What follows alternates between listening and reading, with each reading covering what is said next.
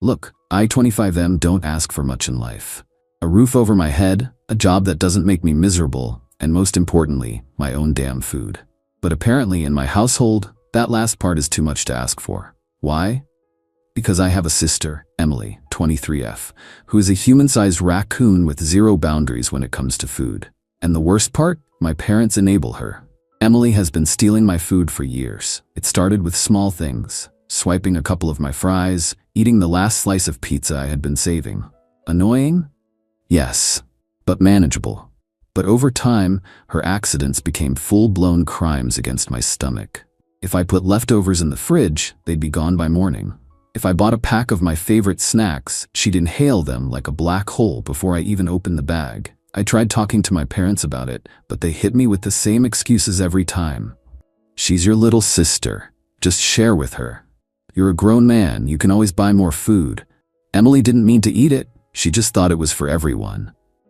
Bull. Crap. Meanwhile, Emily just giggled, batted her eyes, and got away with everything. My parents catered to her like she was some kind of princess, while I was just the peasant who had to endure it. The breaking point? A few weeks ago, my girlfriend Mia, 24F, made me a special homemade lasagna. Now, Mia isn't just some casual cook. This girl has skills. She spent hours perfecting the recipe, making sure it was exactly the way I liked it. It was cheesy, meaty, and layered with love. The kind of meal you save for yourself and savor. I came home that night dreaming about that lasagna. I could practically taste the melted cheese, feel the perfect ratio of sauce and pasta in my mouth. But when I opened the fridge, gone. Nothing left, not a single bite. Just an empty glass container in the sink. And who else but Emily came waltzing into the kitchen, licking her fingers like some kind of criminal mastermind. "Oh my God, that was so good," she said, stretching like she just had the best meal of her life. "You should totally get Mia to make another one." I saw red. "You ate my lasagna?" I asked, trying to keep my voice level. She shrugged. "I was hungry. You knew it was mine." Another shrug. "It's not that big of a deal, you always make a fuss about food." I could feel my soul leaving my body. My parents? They took her side again. "It was just lasagna. You should be happy she liked it. Mia can always make more." Oh, I was about to make sure Emily never stole my food again. And that's when the idea struck me. The perfect revenge. See, Emily had a date coming over in a few days, a guy she had been obsessing over. She wanted everything to be perfect. The house clean, her outfit flawless, her makeup on point. And of course, she wanted to impress him with her cooking skills. Perfect. Because on that day, I was going to make the most delicious, irresistible, homemade dish for myself. And I knew Emily wouldn't be able to resist stealing it. The secret ingredient? Laxatives. Not enough to hurt her, of course. Just enough to turn her date night into an absolute horror show. I spent days planning everything, bought the finest ingredients, slow-cooked the sauce to perfection, made sure the dish smelled so good that Emily wouldn't be able to help herself. And then, just to make things even better, I set up cameras inside the house, because if I was going to pull this off, I needed to witness the absolute carnage firsthand. I had no idea just how well my plan was going to work. But let me tell you, what happened next was comedy gold. The day of Emily's big date arrived, and I was ready. I had prepared the ultimate dish, a heavenly plate of creamy, cheesy, rich pasta, topped with garlic butter shrimp. It smelled so good that even I was tempted to eat it. But there was one extra ingredient, a generous dose of laxatives. Not enough to send her to the hospital, of course, just enough to ensure that her intestines had a meltdown. I placed the pasta in the fridge and went about my evening like nothing was wrong. Right on schedule, Emily strutted into the kitchen like she owned the place, spotted my pasta, and did exactly what I expected her to do. She grabbed a fork, took a huge bite, then another, then another. "Oh my God," she moaned. "This is so good." Yeah, I bet it was. After demolishing a good portion of the plate, she put the rest back into the fridge. Why? Because she had plans. She wanted to serve it to her date like she made it herself. Perfect. Now, here's where the real fun begins.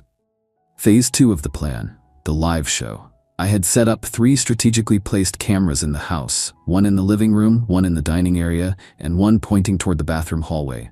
I grabbed my iPad, parked my car right outside, and got ready to witness the best show of my life. 8 p.m. The date arrives. Emily's boyfriend Ryan, a dude who looked like he modeled for discount cologne ads, knocked on the door. Emily greeted him with her fake sweet voice. "Oh my God, Ryan, you look so handsome, blah blah blah." Get to the good part. They sat down at the table and Emily served him the pasta. I was dying of laughter already. Ryan took a bite, then another. He even complimented her. "This is amazing. You really made this yourself?" Emily giggled, flipping her hair. "Of course, I love cooking. LMAO. Then came the moment of truth. 8:20 p.m. The stomach rumbles begin. Emily suddenly shifted in her chair. I could see it on the camera. Her face twitched. Her stomach gurgled so loudly I could hear it through my iPad speakers. Ryan kept eating, totally oblivious. Emily smiled, but it was strained. She pressed her hand against her stomach like she was holding in a demon. Then across the table, Ryan paused. His expression changed. He blinked rapidly, shifted in his seat. Then came the first fart. A tiny, hesitant one. A sound that he clearly did not mean to let out. Emily's eyes widened in horror. Then, boom, a second, longer fart. Ryan broke the sound barrier. I was wheezing in my car.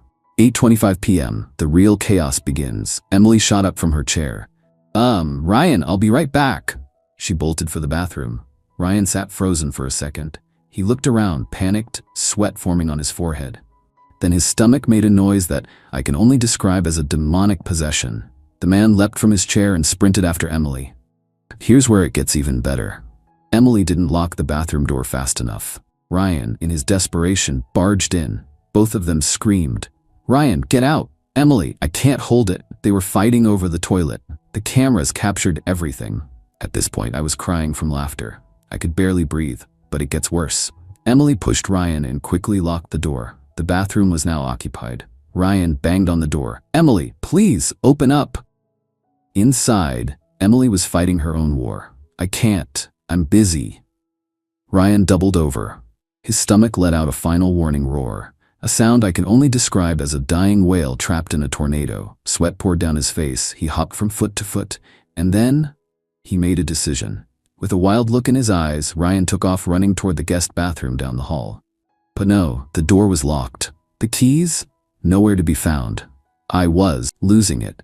Ryan stood in the hallway, frantically looking for a solution.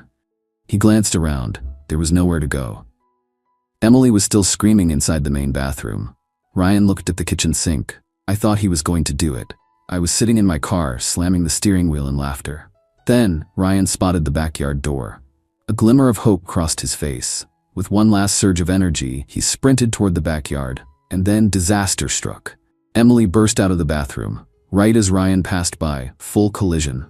They slammed into each other at full speed like two high-speed trains. Emily screamed. Ryan yelped. And then Emily grabbed her stomach. Ryan grabbed his. And at the exact same time, a duet of disaster. I was in my car, screaming, crying, laughing so hard I couldn't breathe. I had to slap my own knee to get air back into my lungs. Ryan took off running toward the backyard again. Emily tried to follow, but she slipped on the tile floor. She went down like a sack of potatoes. Ryan vanished into the backyard, sprinting like his life depended on it. Emily lay there, wheezing, unable to move. And me? I was dead. Gone. I had officially ascended to the afterlife from how hard I was laughing. Ryan finally made it to a safe spot, the bushes behind the shed. Emily was still on the floor, staring at the ceiling, reevaluating her life choices. And just when I thought things couldn't get any funnier, headlights flashed outside. Mom and Dad had come home early. Mom and Dad's car pulled into the driveway. Inside the house, Emily was still on the floor, wheezing in agony. Ryan was in the backyard bushes, fighting for his life. And me? I was in my car, iPad in hand, trying not to pass out from laughter.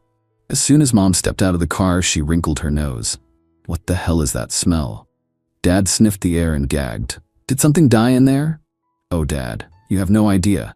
They hurried inside. Mom and Dad stepped into the house. I followed them behind but didn't enter the house. The smell hit them like a brick wall. Mom gagged immediately. What is that? Dad was dry heaving in the hallway. Then they saw Emily, still on the floor, a broken, defeated human being. Her makeup was ruined. Her hair was a disaster. Sweat dripped from her forehead. And then Ryan walked in. Correction, Ryan stumbled in. He was shirtless, drenched in sweat, eyes dead, moving like a man who had just survived an exorcism. His belt was half undone, his legs trembled, and he didn't make eye contact with anyone. "What the hell happened?" Dad demanded. Emily, still panting, raised a shaky hand. I don't know," she whispered, voice haunted. Ryan clutched the wall, his soul halfway out of his body. "I need to go home," he muttered. But before he could escape, a loud, wet, unholy sound ripped from someone's stomach. Mom screamed. Dad gagged again. Ryan froze, horror spreading across his face. Then Emily broke. She started crying. Dad, furious, turned to me. "Did you do this?" I tried to keep a straight face. "Do what?" I asked, barely holding in my laughter. Mom pointed at Emily. "She looks like she's been through a war." Dad turned to Ryan, who still looked like a man who had seen the face of God and regretted it. Mom turned to me. "What did you do?" I shrugged. "I don't know, Mom. Maybe the pasta didn't sit well with them." Emily let out a weak, strangled cry. You poisoned me." I raised my eyebrows. "Me? Poison? That's a strong accusation, sis. What makes you think that?" Emily screamed. "Because it feels like my stomach is trying to kill me, that's why." Dad was still in the hallway, doing breathing exercises to keep himself from passing out. Ryan, he just left. He didn't say goodbye, didn't even grab his jacket, just walked out the front door like he had experienced something no human should ever go through. "Boo? Who did this?" Mom whispered. I shrugged. Emily cooked the food. Emily lost it. She lunged at me. I ran. Dad chased me too. Mom started crying. And Ryan, we never saw him again. Aftermath. Worth it? Absolutely. Was I grounded? Yes. Was it worth every second? Yes. Because one thing was certain. Emily never stole my food again. Ever. And that, my friends, is how I won the greatest sibling battle in history.